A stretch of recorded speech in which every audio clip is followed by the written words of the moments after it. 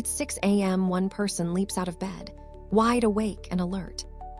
The other lies awake at 2 a.m., mind racing, staring at the ceiling. Same species, opposite clocks. We call them night owls and morning larks, but why do they even exist? For centuries, we blamed laziness or willpower or simply bad habits. Roughly 1 in 4 people are naturally wired against the standard schedule. It turns out your bedtime may be written directly into your DNA. Inside every cell of your body, a tiny clock is ticking right now. This is your chronotype, and it explains far more about you than you would ever guess. Deep in your brain sits a small cluster of about 20,000 neurons. It's called the suprachiasmatic nucleus, your body's master timekeeper. This clock keeps a rhythm close to, but not exactly, 24 hours. Every morning, light through your eyes resets it to the real day. In 1729, he noticed a plant opened its leaves without any sunlight at all. Locked in constant darkness, the plant still kept its daily rhythm. The clock was internal. That plant hinted at something living inside all of us too. Every organ, every cell, runs on its own molecular clockwork. These genes drive a cycle, roughly, every 24 hours inside your body. But not everyone's clock ticks at exactly the same speed. He surveyed hundreds of thousands of people about their natural sleep timing. He measured what he called your mid-sleep point on your free days. Chronotypes form a bell curve, from extreme larks all the way to extreme owls. Most of us sit somewhere in the comfortable middle of that curve. But the extremes are very real, and they are deeply biological. Your chronotype shifts with age in a predictable, striking pattern. Teenagers hit their peak owlishness around age 19 on average. That's exactly why waking a teenager for school feels like torture. Their biology is literally pushing sleep later and later into the night.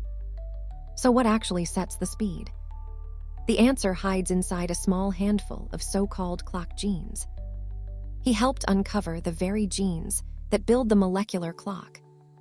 In 2017, that discovery won the Nobel Prize in Physiology or Medicine. One gene, called PER, controls how long each daily cycle actually runs. A tiny change in these genes can shift your entire clock earlier or later. Some families carry a mutation that makes them extreme early risers.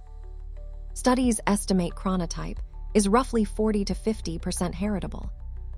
So your bedtime is partly inherited, passed down from your own parents. Why would nature bother keeping both owls and larks around?